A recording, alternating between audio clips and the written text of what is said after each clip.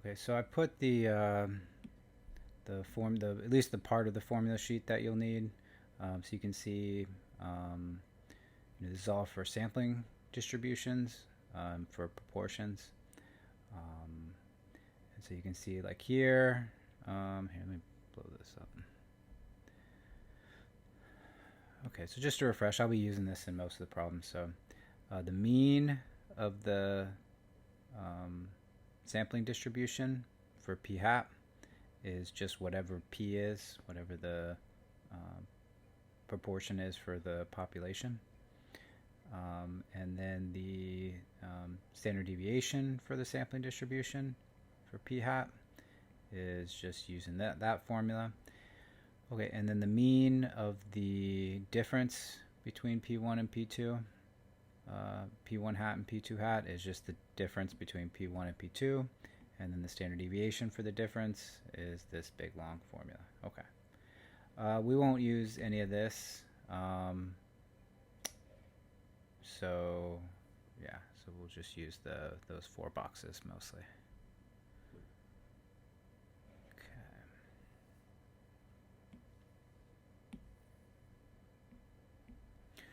First, they say married with children. So according to a recent U.S. Bureau of Labor Statistics report, the proportion of married couples with children in which both parents work outside the home is 59%.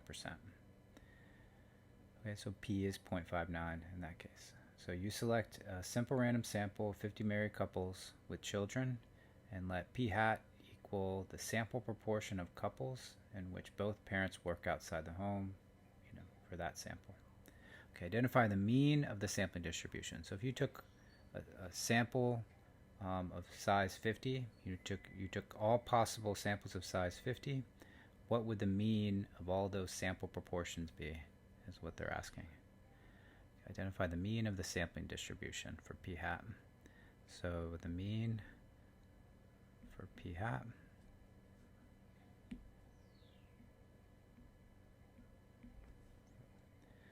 is just whatever p is, in this case 0.59.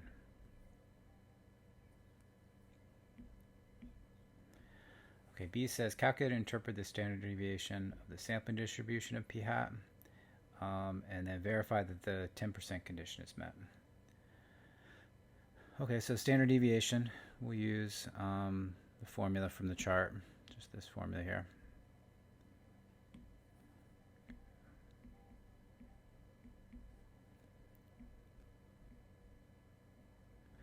Okay, so this is P times 1 minus P all over the sample size, which was 50. Okay, if you do it in the calculator, it ends up being 0.0696. Okay, and then let's verify that the 10% condition is met. So they say, we'll read this again. According to recent U.S. Bureau of Labor Statistics, the report of married couples with children. Okay, so this is from the U.S. Bureau of Labor Statistics. So this is all U.S. married couples, and so 50 is less than 10% of all married U.S. couples.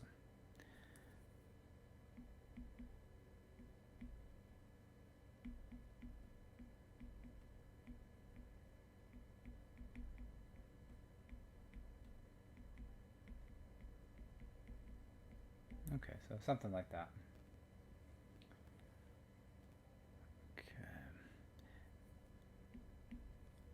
Okay, describe the shape of the sampling distribution of p hat. Okay, so so we could kind of think about it. What did they say? Let's make sure they say. Yeah, so we could just go right to the law of large counts. Okay, so sample size is 50 and p is 0.59, so 50 times 0.59. Okay, we could do the whole bends thing. Actually, let's do bends. What am I doing? I'll be lazy.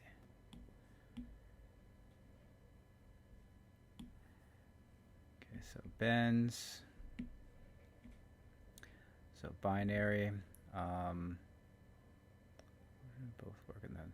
So this is the proportion of couples in which both parents work outside the home. So they either work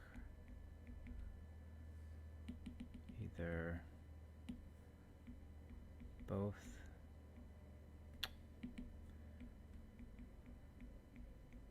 parents work outside home or not. Okay, so success or failure. Okay, independent, technically not independent, right? Because you're not, when you select a couple, you're not replacing it and back into the population and have a chance to select them again. You're just selecting 50 random. So technically not, but now we'll verify 10, or we've already verified the 10% condition works. So we'll say 10% condition. Forgot we did that. And yeah, so there were 50.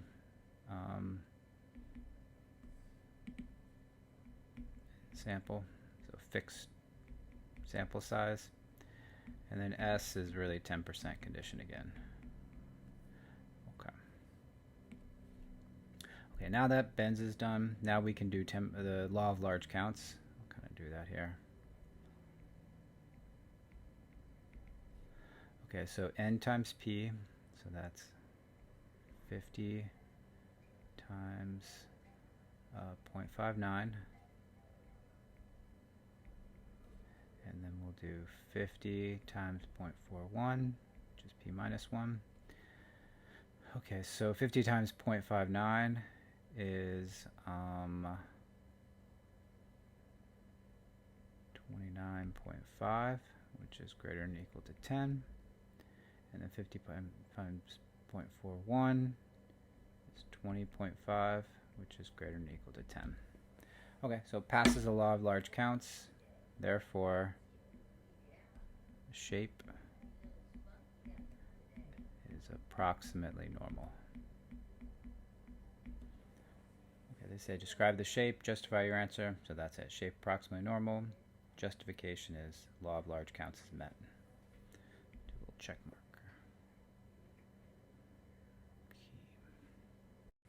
Okay, for this next one, they say male workers. A factory employs 3,000 unionized workers, 90% of whom are male. A random sample of 15 workers is selected for a survey about worker satisfaction. Let P hat equal the proportion of males in the sample. Okay, identify the mean of the sampling distribution of P hat. Okay, the mean of sampling distribution of P hat is equal to whatever P is. They say, and P hat is the proportion of males in the sample, so we would expect that to be the proportion of males in the population, which is 0.9. Okay, for B. Okay, calculate and interpret the standard deviation of the sampling distribution for P hat, and then identify that the 10% condition is met. Okay, so standard deviation P hat is square root P times 1 minus P over N, which is 15.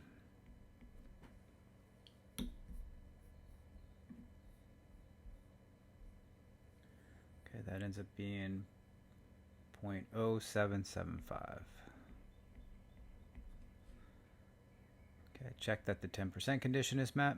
So, so the sample size is, I'll actually write down 10% condition is that the sample size has to be less than or equal to 10%, which is 0.1 of the population size.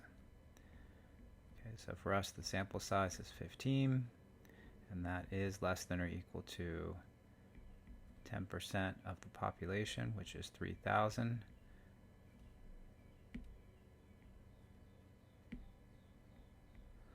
Because that's 300. Okay. So C, describe the shape of the distribution of p hat. Okay, so so we could do bends. So the justification is this is actually, let's make sure the law of large counts is met before we do this. So let's see.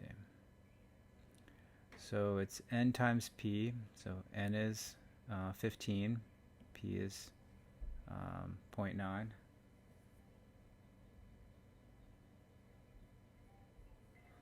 Okay, so let's see. Let's actually do it. So this is 15 times 0.9, and then 15 times 0.1. So we can see one of them is not going to work. So 15 times 0.9 is 13.5, so that is greater than or equal to 10. But 15 times 0.1 is just 1.5, really small. So that's not greater than or equal to 10. Okay, so law of large counts is not met. Okay, so this means it's not approximately normal. And then the probability of a success is greater, so this is going to be skewed to the left. There's going to be there's going to be more values to the right, more kind of bigger values.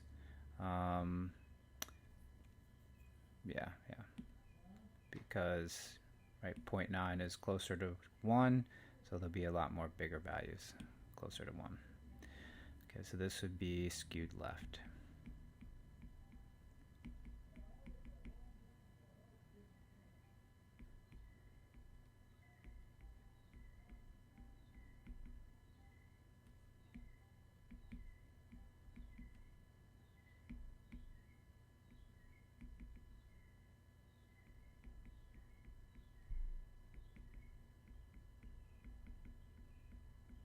Okay, so 38 more. Same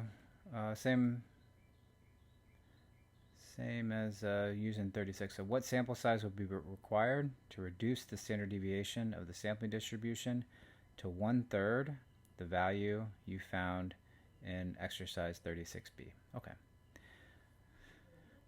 So if we take 1/3 of this, so we'll do that in the calculator. Here, I'm going to do that real quick in the calculator. So if you do 0.077 divided by 3, because they say they want the standard deviation to be 1/3 of what it was, so let's take 1/3 of that. Okay, this is 0.02583 repeating.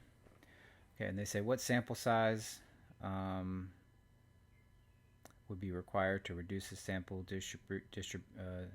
distribution, or the standard deviation of the sampling distribution to this value, 1/3 of the previous value. So all we're going to do is set up an equation. Okay, so we know the standard deviation for p hat. Okay, divided by n. We're trying to figure out what's the sample size that could create this standard deviation. Okay, and then just solve that. Just use algebra. So we'll square both sides. And maybe I'll multiply the 0.9 times 0.1 also. So 0.9 times 0.1 is 0.09. And then we'll square, basically square both sides at the same time.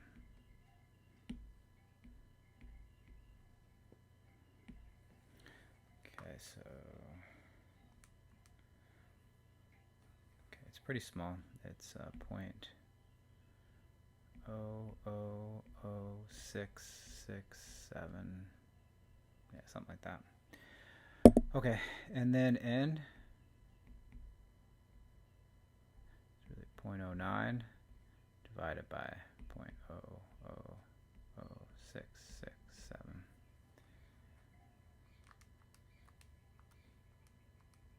Okay, and that's 134. It's 134.85. So it's really got to be 135.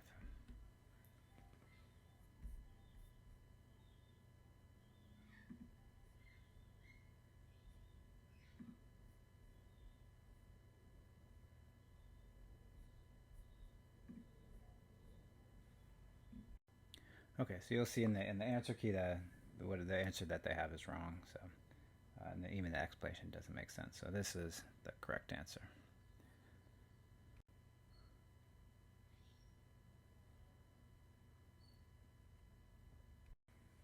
Okay, number 40. They say, don't pick me. Instead of collecting homework from all of her students, Mrs. Friedman randomly selects 5 of her 30 students and collects homework from only those students. Okay. Let p hat be the proportion of students in the sample that completed their homework. Okay. Show that the 10% condition is not met in this case. Okay, so the sample size, she selects 5 of 30, so the sample size is 5. So 5 is not greater than or equal, or less than or equal to,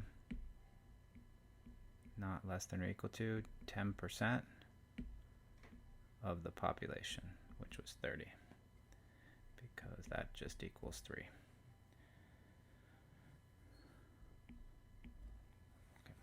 So what effect does violating the 10% condition have on the standard deviation of the sampling distribution of p hat? Okay, so that means the probabilities aren't close, won't be close to being the same, like they need to be in order to be binomial. And then, so that means that since they're not going to be the same, not going to be independent, really the probabilities just get smaller and smaller as you go. So really the standard deviation, the standard deviation will be less than what it would be if the 10% condition was met. Yeah, really what it would be if you use that formula. So the standard deviation less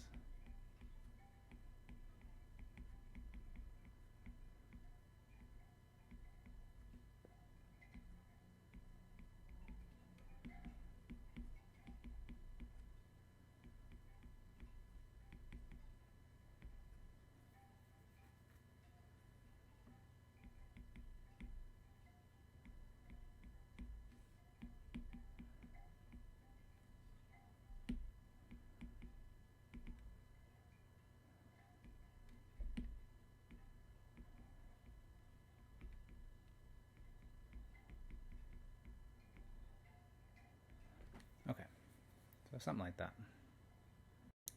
Okay, next one. Do you go to church? The Gallup poll asked a random sample of 1,785 adults if they attended church during the past week. Let p hat be the proportion of people in the sample who attended church. Okay, so binomial, right? Attended church or didn't attend church.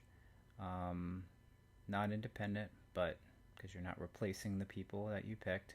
But 1785, the sample is less than all U.S. adults. Assuming it's U.S., but less than U.S. adults, less than all adults. So yeah, so 10% conditions met. So fixed number because the sample was fixed, sample size, and then same probability roughly because it passed the 10% condition. Okay, so what's the mean of the sampling distribution? The mean of the sampling distribution for p hat is just whatever p is. So newspaper, and really we're just going to use the claim. Newspaper claims that 40% of all U.S. adults went to church last week, so 0.4. Okay, suppose this claim is true, so that's going to be 0.4. Okay, B. So find the standard deviation of a sampling distribution of p hat, verify the 10% condition is met. Okay, so the standard deviation of the sampling distribution for p hat is 4 times 0.6, p times 1 minus p, or 1785.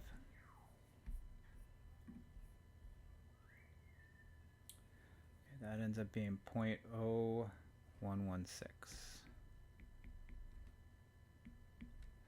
Okay, verify the sampling distribution of p hat is approximately normal. So n times p is 1785 times 0.4.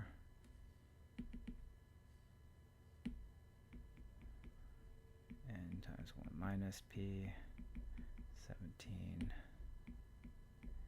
times 0.6.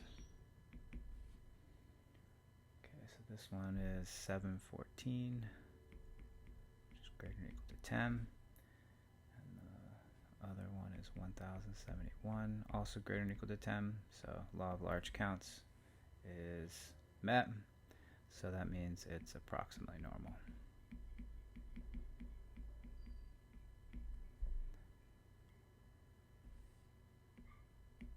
Okay, D. Okay, of the poll respondents, 44% said that they did attend church last week. Find the probability of obtaining a sample of 1,785 adults in which 44% or more say they attended church last week, assuming that the newspaper's claim is true. Okay, we see that this is approximately normal, and we want to find a probability. So we'll use normal CDF.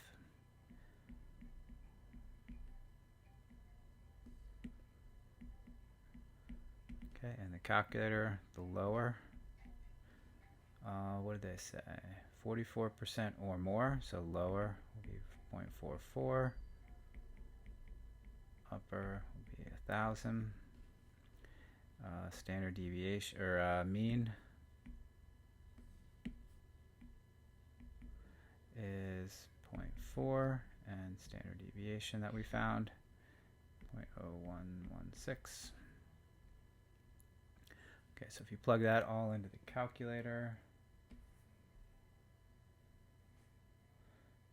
okay, you end up with a probability of really small, 0.0003.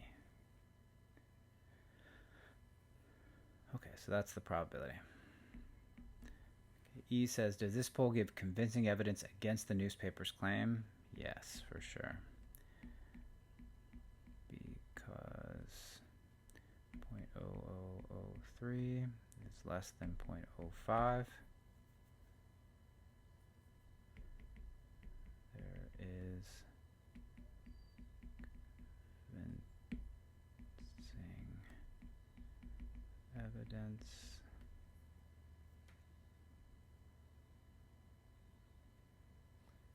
against the claim.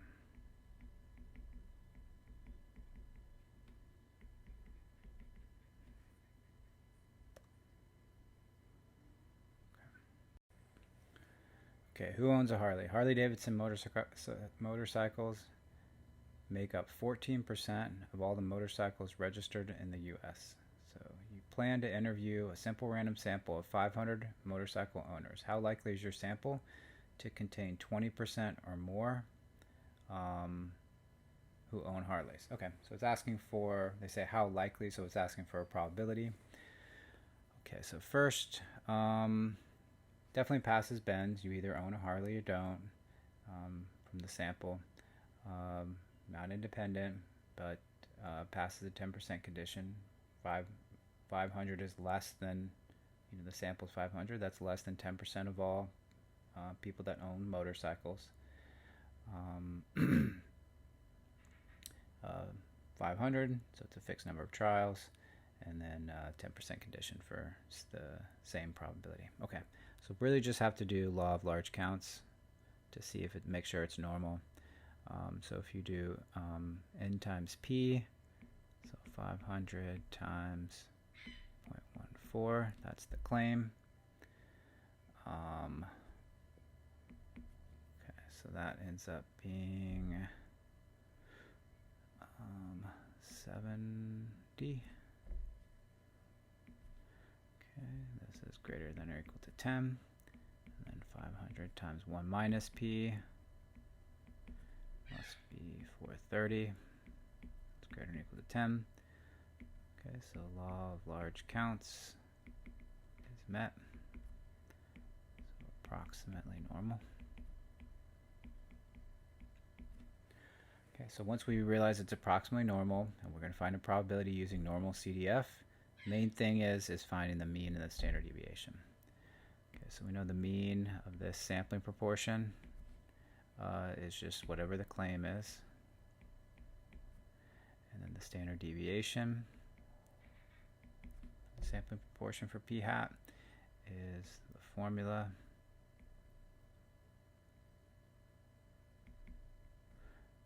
and then p times 1 minus p. Okay, and that ends up being 0.0155. Okay, now we'll do normal CDF.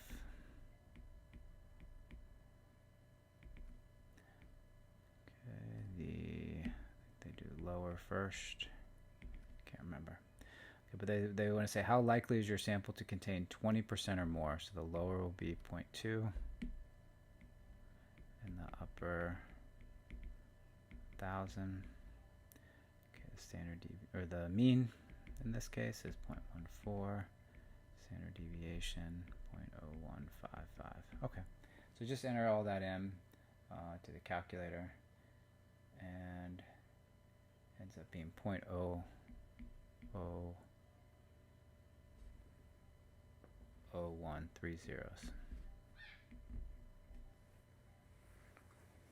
Okay, so there's a 0.0001% chance that your sample contains 20% or more owners that motorcycle owners that own a Harley. So,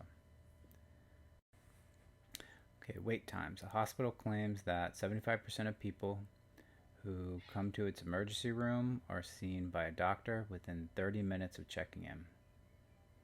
Okay, to verify this claim, an auditor inspects the medical records of 55 randomly selected patients who checked into the emergency room during the last year. Only 32, 58.2% of those patients were seen by a doctor within 30 minutes of checking in. Okay, so considerable amount less than the claim. Claim was 75% of people who came into the emergency room saw a doctor within the first 30 minutes, but the sample found that only 58.2% were seen by a doctor within 30 minutes of checking in. Okay, if the wait time is less than 30 minutes for 75% of all patients, so if the claim is true, they're saying. So this first part is just saying if the claim is true, what's the probability that the proportion of patients who wait less than the 30 minutes is 0.582, what was had in the sample, or less, so more extreme, right? This is already small, so they're wanting to know, what's the probability of getting this, the proportion from the sample, or more extreme? Okay,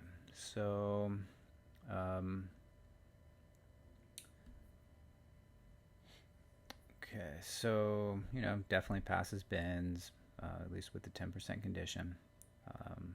Sample size was 55, which is less than 10% of all emergency room patients from that hospital in a year. Okay, so it passes that. So let's just make sure it passes law of large counts to be approximately normal. So n times p, 55 times 0.75, and n times 1 minus p. So that one's going to be close. So that's why we definitely do law of large counts. 1.25. So this one is 41.25. Okay, so that was well over 10. But the other one is 13.75. So okay, so law of large counts was close. But law of large counts is met, so we can say approximately normal. Okay, so that means when we're trying to find out the probability, we can use normal CDF.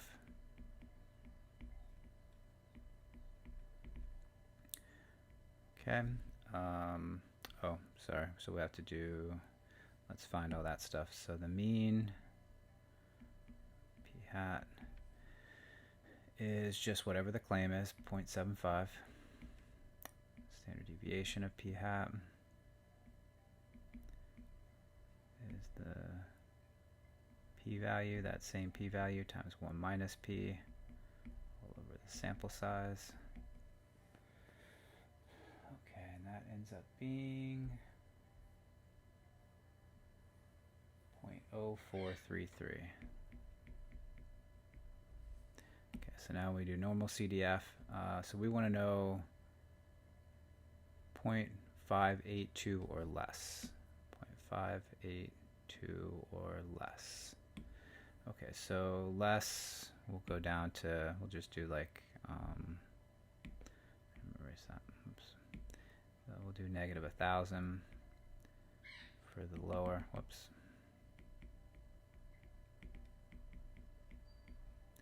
Okay, upper will be the 0.582. Okay, the mean 0.75 and the standard deviation is what we found. Okay, so if we type all that in, you get probability is 0.00005, really small. Okay, so that's probability for part A. So part B. So since, actually let's read that. So they say, based on your answer to part A, is there convincing evidence that less than 75% of all patients in the emergency room wait less than 30 minutes? Okay, since our probability that we found is less than 5%, there is convincing evidence that less than 75%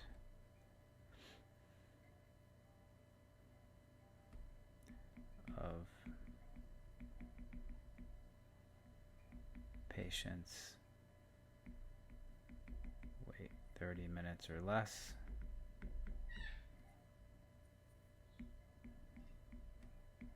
in the emergency room.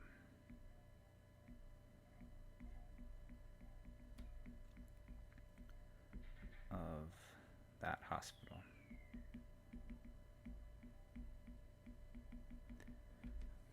Okay, so something like that. Okay, next one, athletic participation. Suppose that 20% of students at high school A and 18% of students at high school B participate in a school athletic team.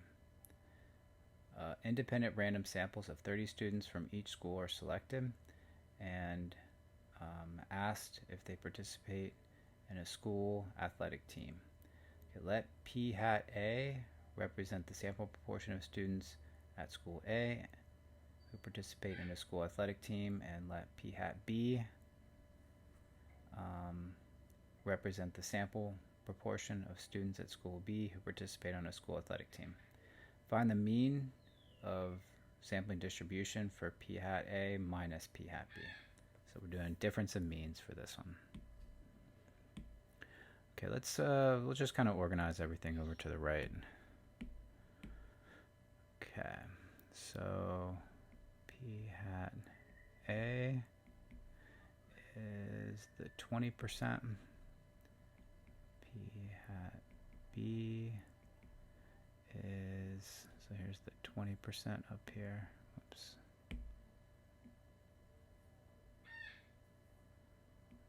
20%. P hat B is 18%. Okay, and then let's see. So there's 30 students from each school. So, and A is 30. Whoops. And sample size for B is also 30.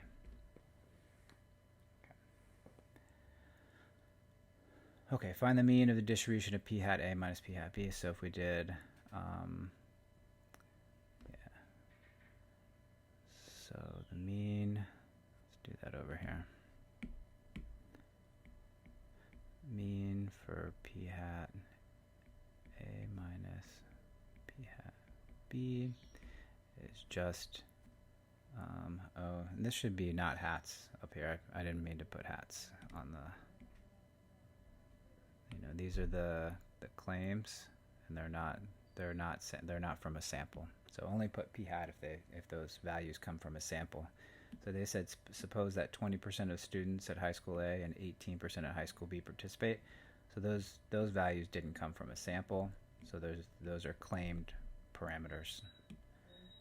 Okay, so this is just p hat or PA minus PB, which is 0.2 minus 0.18, which is 0.02. Okay, so that's the mean for the difference of sample proportions. Okay, standard deviation. Okay, and this is in the formula sheet. This is a kind of a longer one, I think.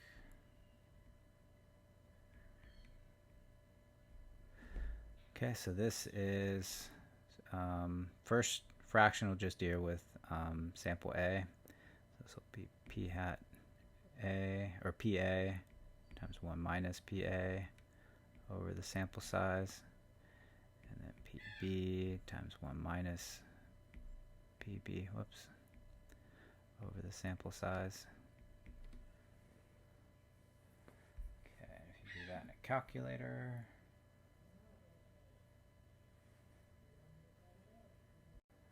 okay, that ends up being 0.101.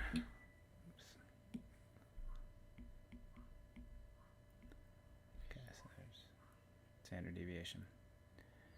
Actually, that was part B. Whoops. Okay, so they say calculate and interpret standard deviation. Okay, so interpreting standard deviation. That means the difference in proportions. The difference in proportions of students from high school A that participate on athletic teams.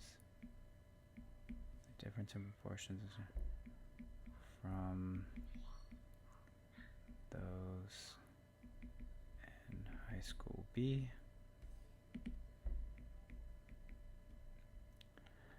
That typically varies by 0.101 from the mean of 0.02. So that was like the phrase that we learned before. So, okay, check that the 10% condition is met. So we'll have to do that for each sample. But there was 30 from each. So really just say 30 is greater than or equal, or less than or equal to 10% of all students from A or B.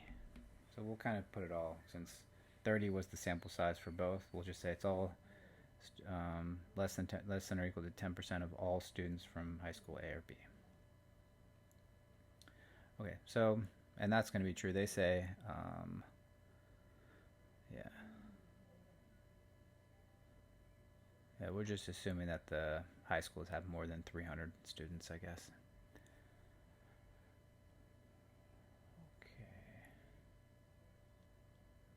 Okay, and then part C says the shape approximately normal. So let's test it. Let's do law of large counts. So if we did, so n times p, so 30 times 0.2, and then n times 1 minus p, and then do it for the other one. N times p, n times 1 minus p,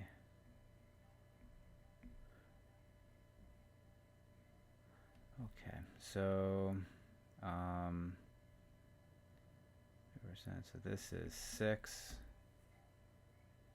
Okay, wow. Okay, so this is not greater than or equal to 10. Okay, this is 24, so that's greater than or equal to 10. Okay, this equals 5.4, I think. This is not greater than or equal to 10. This is 14.6. This is greater than or equal to 10. Okay, so this is not approximately normal.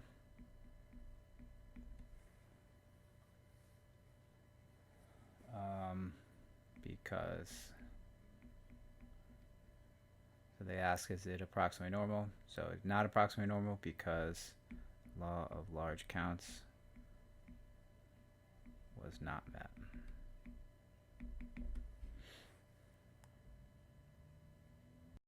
Okay, literacy.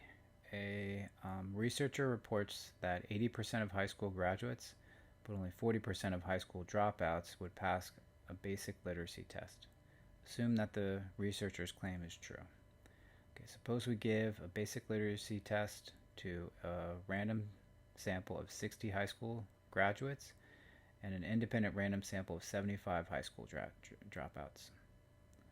Let P hat G and P hat D be the same proportions of graduates and dropouts, respectively, who passed the test. Okay, what's the shape of the sampling distribution? So A. Okay, so we'll do law of large counts. We'll have 4 of them, 2 for each sample. Okay, so let's so 80%. Let's kind of organize this a little bit. 80% of graduates. That's the graduates.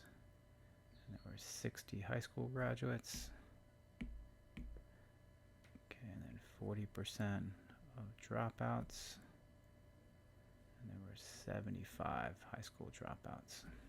Okay. So different sample size and a different proportion for each sample. Okay, so for the graduates, we'll do n times p and n times 1 minus p. Okay, and then for the, okay, so actually let's do that. So that's 48, which is greater than or equal to 10. It's 12, which is greater than or equal to 10. So that passes. So for dropouts, it was 75 was the sample size, and 40%. Okay, 40% of 75 is 7.5.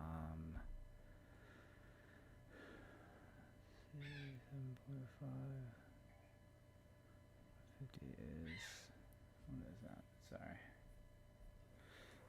Oh, I can't think.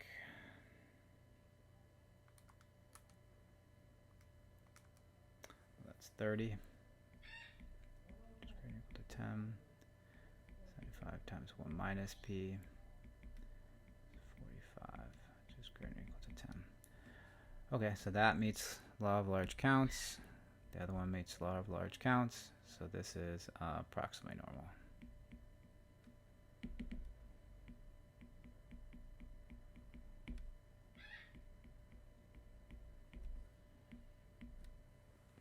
Okay, find the mean of the sampling distribution. So the mean of p hat g minus p hat d is just p g minus p d, okay, which is 0.8 minus 0.4, which is 0.4.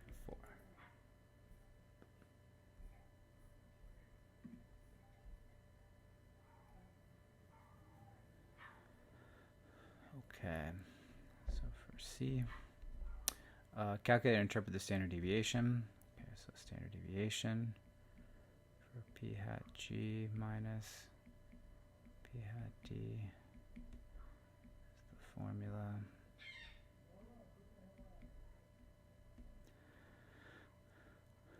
Okay, so that'll be 0.8 times 0.2 over the sample size, which was 60. The other one is 0.4 times 0.6 over the sample size, that was 75. And that ends up being 0.0766. Okay, so that means that the difference between the proportion of graduates to dropouts that would pass a literacy test typically varies by 0.0766 from a mean of 0.4. So that would be the interpretation. Okay, 10% condition is met because the sample sizes, each one independently, is, we're going to say, bigger than all. 60 is bigger than all high school graduates. 75 is, 60 is less than 10% of all high school graduates, and 75 is less than 10% of all high school dropouts. So 10% condition is met. They say find the probability that the proportion of graduates who pass the test is at most 0.2 higher than the proportion of dropouts who pass the test. Okay, let's actually kind of write that. Okay. So they want to know. Okay, sorry, I don't know where I left off, but let's do part D. Okay, so find the probability of proportion of graduates who pass the test. Oh, right, that's what we were doing. It's kind of a weird wording. So who passed the test is at most. So find the probability that the proportion of graduates who pass the test, is at most 20% higher than the proportion of dropouts who pass the test. Okay.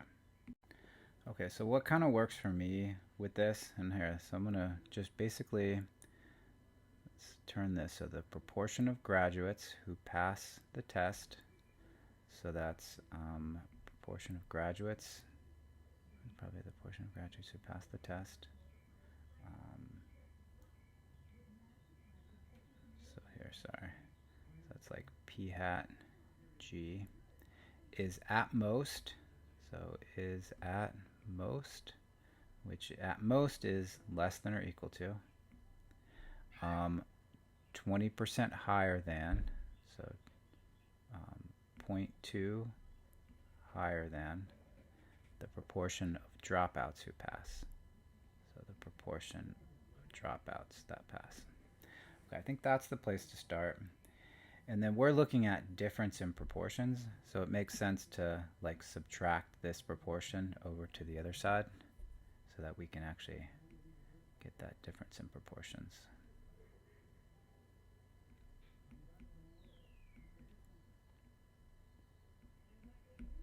Okay, so that's what we really want. We want to know what's the probability that the difference in proportions is less than or equal to 0.2. And we have to write it as difference in proportions because that's what our sampling distribution is. That's what the mean is difference in proportions, and that's what our standard deviations is for difference in proportions. So we have to get a difference in proportions that we're finding probability of. Okay, so we'll do normal CDF.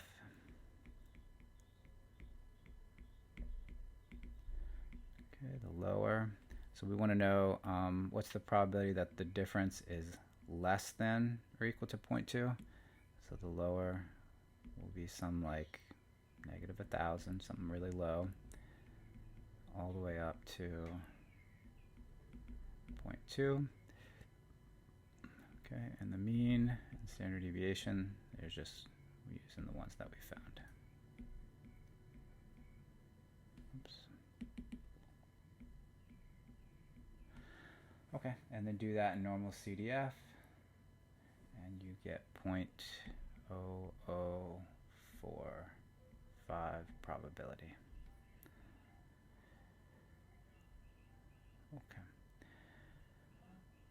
Okay, so 52. They say refer to the previous exercise that we just did. That was 50, right? Yeah, okay. Suppose that the difference, graduate minus dropout, in the sample proportions who passed the test is exactly 20%. Based on your results in part D, example 50, would these give you a reason to doubt the researcher's claim? Okay, so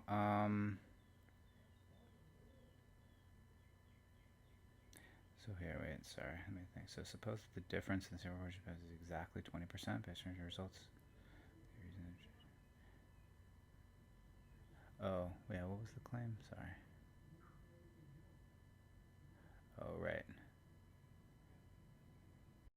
Okay, I thought this was kind of worded a little weirdly. So they're just saying, suppose the difference was exactly 0.2 from in the sample proportion, right? So they're saying, based on your results, would this give the researchers reason to doubt, or would this give you reason to doubt the researcher's claim? Yeah, so the researcher's claim, based on the researcher's claim, all the work that we did, the probability of getting 0.2 or more extreme, 0.2 is already lower than the 0.4 from the claim. So the chances of getting 0.2 or more extreme is pretty low, 0.0045, so 0.45%, which is less than 5%. So there is convincing evidence against the researcher's claim. So, right, the researcher's claim is that there's 80% of graduates and 40% of dropouts. When you subtract those, that's 0.4. So 0.2 or more extreme would be pretty unlikely based on their claim. So maybe it gives you reason to doubt the researcher's claim. Okay, so let's do the multiple choice questions. Okay, so they say, refer to the following setting. Okay, the magazine Sports Illustrated asked a random sample of 750 Division I college athletes, do you believe performance-enhancing drugs are a problem in college sports? Okay, suppose that 30% of all Division I athletes think that drugs are a problem. Let P hat be the sample proportion who say that drugs are a problem. Okay, so the sample is 750. Let's kind of organize it. Suppose 30%. So we're saying that P, right? Not from a sample, so it's just P is 0.3, 30%. Okay. So which of the following are the mean and standard deviation of the sampling distribution for the sample proportion? Okay. So mean P hat would be 0.3, and standard deviation P hat would be P times 1 minus P over N.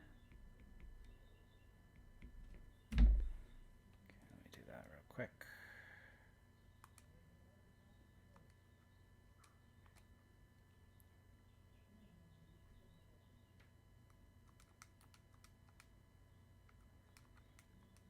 Okay, that's 0.0167, so 0.017. Okay, so that's A.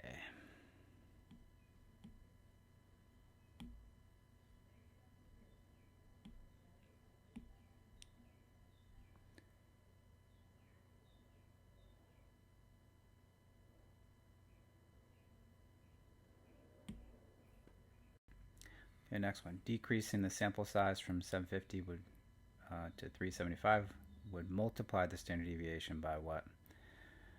Okay, so we can actually do it. We could actually just change this to 375 and see what would happen.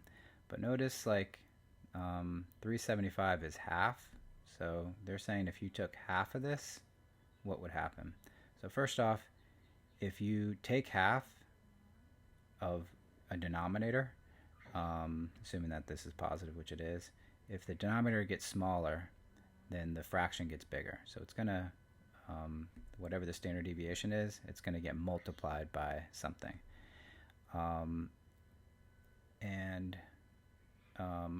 Since it's under a square root, since this is getting divided by a half, but it's in the denominator, it's really, this is getting multiplied by 2 underneath the square root.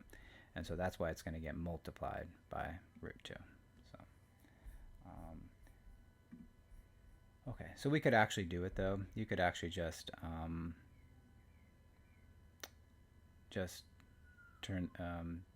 substitute 750 for 375, calculate the standard deviation, and then just see how it changes. So, okay, but this would end up being B.